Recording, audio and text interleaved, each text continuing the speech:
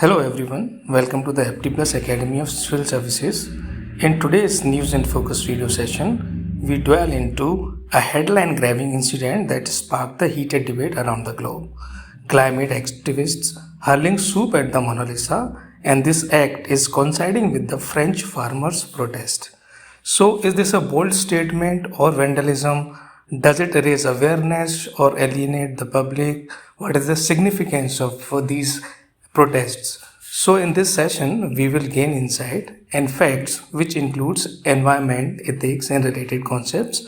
And these facts and information will be useful in both UPSC prelims 2024 and mains 2024, and these information and facts will be useful in other state civil services examinations. So let's begin.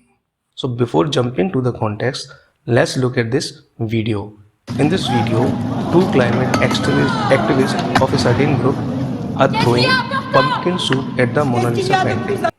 So jumping to the context, the protester throws soup at the MonaLisa painting, where it is at the Lowry Museum, which is situated in the Paris, France.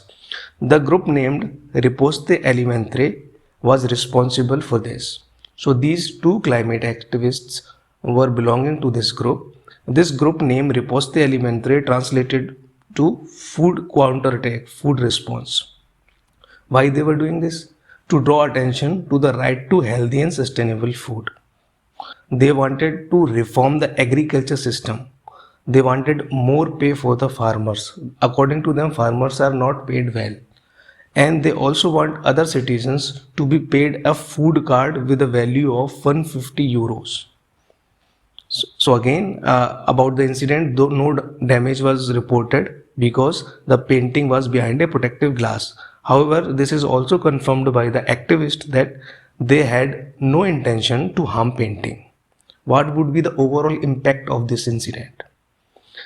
See, destroying property will weaken their cause because it shows the lack of respect to culture and the shared human history. So it is an issue of means versus end. Let's talk about the MonaLisa painting. Let's talk about some facts. This is the half-length portrait of a woman made by the Italian artist Leonardo da Vinci. This painting is considered to be painted between the early 16th century, that is 1503 to 06. However, it was stolen in 1911, but after 2 years, it was found in Florence, Italy. In the previous years also, it has been attacked by various means. So first in the 1950s, it was attacked by a visitor and it was damaged by acid. So the protected glass were used to keep it safe. Again, in 2019, the bulletproof glass was used for its protection. In 2022, activists from various other groups threw cake on the painting, and in 2024, the soup was thrown on the painting. This is Lowry Museum in France, as we discussed, and it is world's most visited art museum. Apart from MonaLisa, it houses various other artifacts, which includes Venus de Milo. It is located inside the Lowry Palace. India has also ambition to build the world's largest museum. So a national museum will be in place on the same lines. It would be the world's largest museum, and the proposed name for this India's largest museum is Yoge Yogin Bharat.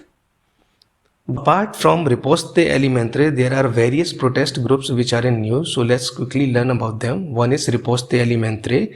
It is a member of the A22 umbrella movement. This movement is operating in 12 countries of Europe. So this is Riposte Alimentaire is part of this group. And the second protest group which is in news is Just Stop Oil. This is British activist group, and the aim is basically environmental protection. So the focus is to move away from oil as a source of fuel because that is not good for the environment. In 2022, this group also was involved in an soup attack on Vincent van Gogh painting named Sunflowers. And the third group is Extinction Rebellion. This is also a UK based group which uses non-violent civil disobedience activities and with an attempt to halt the mass extinction and to minimize the social collapse. So there has been various global protests and they targeted various arts. So this might be asked and match the following in prelims. So you just know them. Vincent Van Gogh Sunflower. It is targeted by Just Stop Oil. And this painting is of Edward Munch, The Scream. It was also targeted. Johannes Verney's art named The Girl with the Pearl Earring was also targeted by these activists.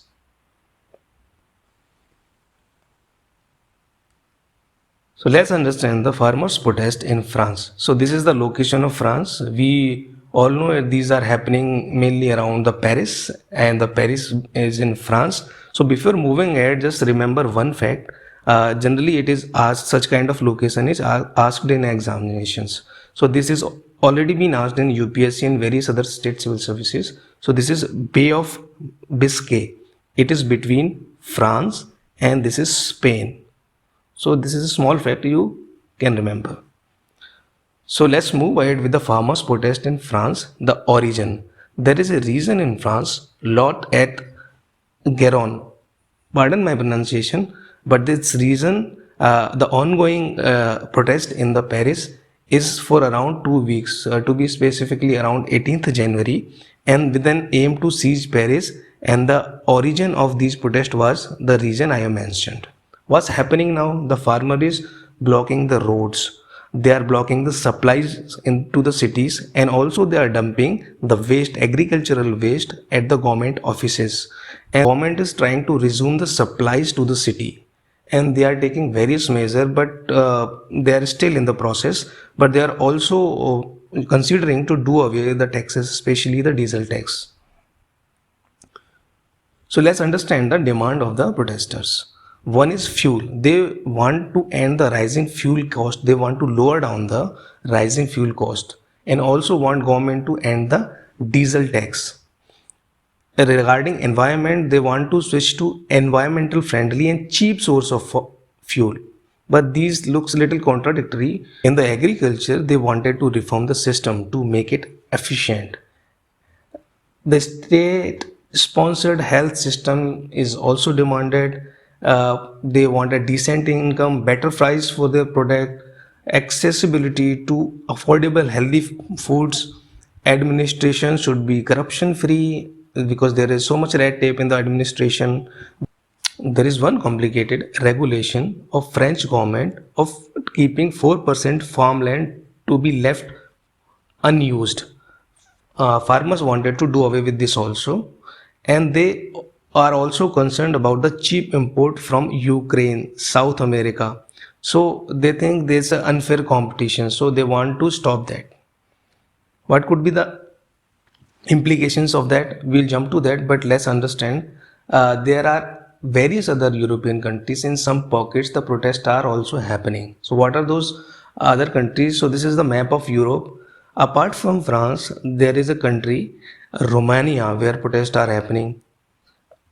In Germany also, in few pockets of Germany, in few pockets of Belgium and the Spain, the protests other than the France, right? What are the implications and concerns? One is protectionism, to save from competition. What is protectionism? We'll cover it in detail. Second thing is food insecurity, because France is the biggest agricultural producers of the European Union. If the protest continues for long, this may lead to the food insecurity. Also, the 2 to 3% of the population depends on the agricultural employment as per the WHO data of 2021. So if this protest continues for long, it also impact on the employment conditions. And again, this is an unhealthy trend. It may promote the instability in the region, unrest in the region, and the civil resistance. So it's a kind of government policy to save or to promote the domestic producers and to boost the economic growth on the domestic front. So it imposes tariff and other barrier to limit production to limit import in the country. There are various types of protectionism, which are tariffs. So taxes and duties are imposed for some specific period. Volumes are restricted, which are known as quota. Subsidies are provided to boost the domestic production. And fourth is standardization, which means government can issue certain guidelines that a certain material should be used in a product, certain percentage of material should be used in product, BIS marks in case of India. So these are the type of protectionism. What are the merits and demerits of protectionism? The merits are quite simple. They protect the infant industry from unfair competition, unfair global competition. This may lead to more jobs, higher employment, leads to the higher GDP. And demerits are, one is economic isolation.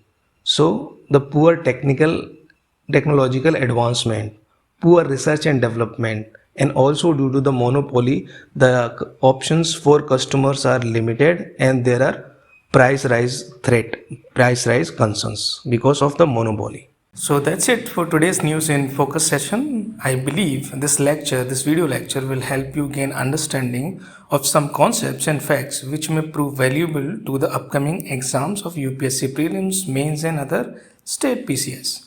Remember, the path to UPSC success is paved with consistent learning and exploration. So keep your curiosity ignited. Stay tuned for more informative, conceptual and related videos, and please also let us know your thoughts in the comment below. Until next time, best of luck.